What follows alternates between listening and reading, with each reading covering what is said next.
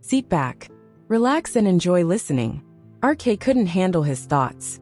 Anger kept rising every time he saw SV speaking so easily to other men. Why does she speak to them so smoothly? He wondered, frustration simmering inside him. Why can she talk to them so casually? But she's always so cold with me.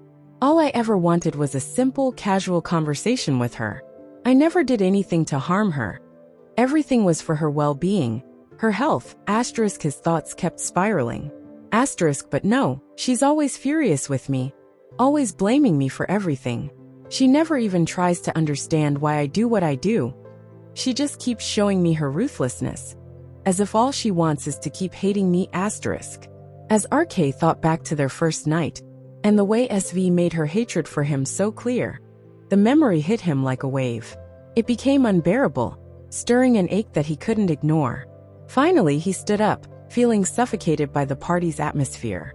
One of his team members noticed him and asked him to stay a bit longer. But RK simply shook his head, muttering that he wasn't feeling well before he excused himself. Stepping outside, he headed to his car. Just as he was about to get in, he noticed another car zooming past at high speed. He saw it out of the corner of his eye, but was in no mood to give it a second thought. Brushing it off, he got into his own car, started the engine, and began the drive home. Brushing it off as he climbed into his own car and began the drive home. The drive offered no relief. With each mile, his mind kept returning to the image of SV, mingling so easily with others. This single memory fanned the fire of his anger hotter. Each time he thought about it, his pulse raced, his hands clenching the steering wheel tighter. His foot pressed harder on the accelerator, paying no mind to speed limits or road signs. His mind unable to stop repeating the questions. How can she be so double-sided? SV, how can you be like this? You can talk so warmly to others who've done nothing for you, nothing. But when it comes to me, all you show is that cold face. Is that all that matters to you, SV? Money? Fame? Or is it something else? Why don't you care about the ones who genuinely look out for you? Is it just because I don't measure up in the ways that matter to you? RK's thoughts reached a fever pitch, and his hand slammed against the steering wheel, letting out a low, frustrated growl. Finally reaching home, he stepped into the bathroom and took a cold shower, hoping the icy water would shock his mind into calmness. Yet it barely helped. The frustration was now seeping into his bones. He tried everything, switching on his laptop, scrolling through his phone, and eventually lying down and forcing himself to sleep. But all he could think was that he was done. He'd never care about her again. In his mind, SV had become someone he didn't even want to think about. As RK lay in bed, trying to push away thoughts of SV's indifference and her recent actions, he couldn't shake the feeling gnawing at him. Just as he felt he was drifting into a restless sleep, he was plunged into a strange, disturbing dream. He jolted awake, heart pounding, his body covered in cold sweat. Disoriented, he grabbed his phone, squinting at the bright screen to check the time.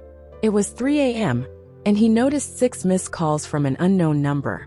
RK thought, who could be calling at this hour? Is there an emergency? The calls had come in close succession. 2 a.m., 2:20, 2:33, 2:40, 2:45, and 2:55. He was about to dismiss it, but before he could put his phone down, it rang again, that same unknown number flashing on the screen. He answered it quickly. Hello, is this RK, sir? The voice on the other end was urgent, slightly breathless. RK recognized it, but couldn't immediately place who it was. Yes, this is RK. What happened? He asked, picking up on the anxiety in the caller's voice. The person stammered, Sir, it's, ma'am. RK's confusion deepened. He knew this voice, yet couldn't recall whose it was. Who are you talking about? Who is this? Ma'am. SV, the voice finally managed. At the mention of SV's name, RK shot up from his bed, his pulse racing. What happened to her? Is she all right? Where are you calling from? Who are you? Where? He fired off questions in rapid succession, his worry overpowering his need for answers. Before he could ask more, the voice cut in. Sir, I'm SV's manager. RK froze as the realization hit him. It was indeed her manager on the other end. The manager continued, his tone laced with anxiety. Sir, is ma'am at home? I'm only calling you to check. She had a meeting at the office at 11 p.m. I waited for her until 1 a.m., but she never showed up. She was supposed to come directly from a party hosted by one of her close business people. She specifically instructed me to be at the office by 10:45 p.m. to go over final preparations. She's never late to meetings, not even by a minute. But tonight, she didn't show up, nor did she answer any of my calls, which is completely out of character. I've been trying to reach her since, calling every possible contact, and then I tried you. Sir, is she home? RK felt a surge of panic as he processed the manager's words. He jumped out of bed, his mind reeling. Breaking into a cold sweat, he quickly checked her room and scoured every corner of the house. She was nowhere to be found. RK's anxiety skyrocketed as he recalled how committed SV was to her meetings, always punctual to the second. And then, in a flash, he remembered the speeding car he'd seen leaving the party earlier. It had to be hers. She'd left around 10:15, but where could she have gone after that? He tried to push down the unsettling thoughts crowding his mind. The possibility of something happening to her weighed heavily on him, his chest tightening with each second of silence.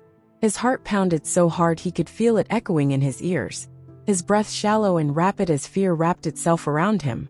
The manager's voice cut through his daze. Sir, are you all right? RK forced himself back to the present. His voice, thick with worry and tension, trembled as he replied, She's not at home. Where could she possibly have gone? The manager hesitated, clearly troubled. I don't know, sir.